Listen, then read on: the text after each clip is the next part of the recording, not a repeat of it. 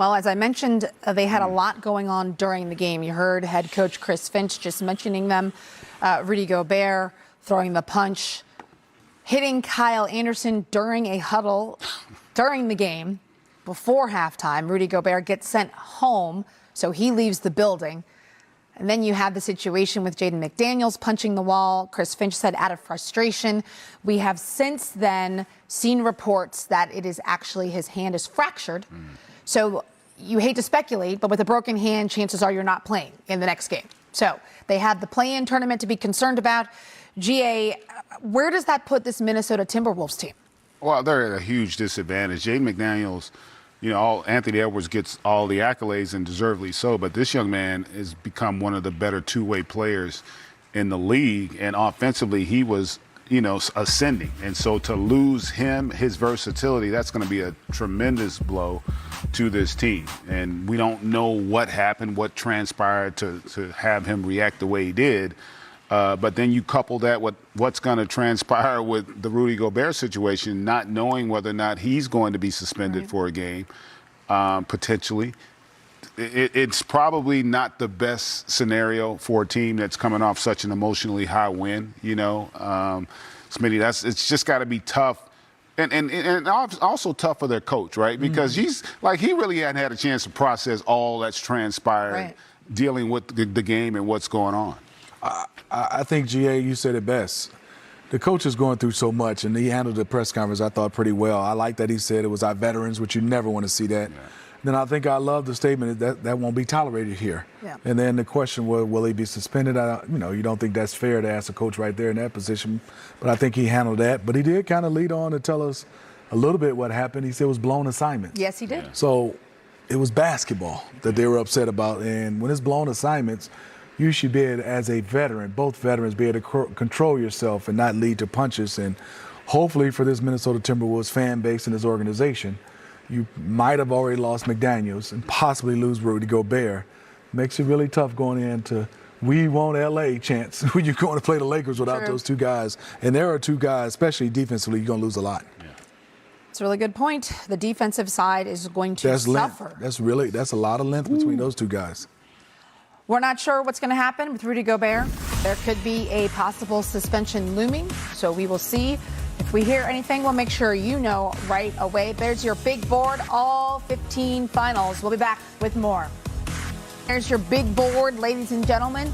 We've got 15 gold bars, 15 games in the NBA, all finals for you. Get yourself caught up on what happened. Now, we talked a little bit about that game with the Minnesota Timberwolves. With that victory, now that puts them in the 8th spot. You heard the fans chanting, beat LA, because the Lakers will be in the 7th spot. They will play each other in that first round of that play-in tournament. Significant because whoever wins that game will be the 7th seed, playing number 2 instead of potentially number 1. I think also huge, and you don't want to think about this as a franchise, but because of way the rules are, if you lose, you get another chance to play. Right. I think that's huge for the Minnesota Timberwolves, and for the Pelicans right now. They've had a tough year without Zion, but they're in the 9th place. You lose now, and you're out. And so I think for Minnesota, this is huge. You get 2 chances to get a chance to be in the playoffs, but with all the distractions, with everything they had going on in this game, give credit to the guys that came out there and stuck with it, because they were down huge at halftime, especially what they had going into half. This was a big win to weather the storm, because there was a big storm they had in Minnesota. Yes. And they came out and be able to win this game. Yeah, storm. And just to recap, so people at home make sure they know what's happening with the play-in tournament, because it is still fairly new. 7 plays 8. The winner of that game goes on to be the 7th seed to play number 2. The loser of the game, to your point, Smitty, gets another opportunity. They would wait to play the winner, of the 9-10 game, and then the winner of that game would go on to be the 8th seed. Okay, go ahead. And the advantage also, even if Minnesota loses, they'll host the next game, and it could be New Orleans again. Right. That would be ironic. And you listen, I'm still baffled by all that has transpired during the course of that game with the fight between teammates. Then Jaden McDaniels seems to have hurt his hand over the course of the game. We don't know the seriousness of that. Punching the wall. Punching the wall. But through all of that, and here's And you can see there. Right away, he grabs it. Yeah, that's going to hurt. Hopefully it's just some cuts and scratches and not anything serious. And then you had this altercation that escalated quickly.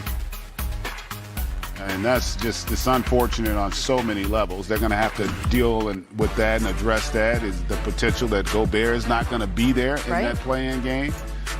We just don't know how this is all going to transpire. And I'm sure the post-game press conference should be pretty interesting for the Timberwolves. It will be very interesting, and we're showing you the West standings here. You can see on the left side, 1 through 6, they are in.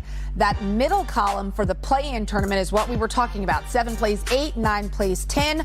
The winner of the 7-8 game becomes the 7th seed. They will play the Memphis Grizzlies. The winner of the 9-10 game will then go on to play the loser of the 7-8 game, and the winner of that 3rd game will then become the 8th seed, and they will play the Denver Nuggets. And that OKC Pelicans game is going to be a big one, too. I mean, I know they're the 10th seed, but you can't count out OKC. I mean, not with SGA. Not with SGA and not with Giddey. I mean, they have some guys that can get out and can make plays, and they could get rolling and could easily end up as an 8th seed. It's a lot to take in. Yeah. But it's fun. It is fun, Stephanie. It's interesting. Going back to when they first proposed the play-in, I wasn't a fan. I wasn't either. I didn't like it. I thought it would be kind of gimmicky and whatnot. But I got to tell you, I have rapidly become a fan. I think it's incredibly exciting.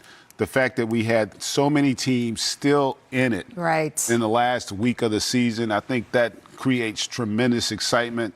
We saw some incredible adversity, unfortunately, today as well. And so I'm here for it. I'm excited. I'm looking forward to these playing games. And because we talked about this earlier, the fact that you got to play potentially 2 more games, that means even if you get in as an 8 seed, you're not going to have a lot of prep time. No.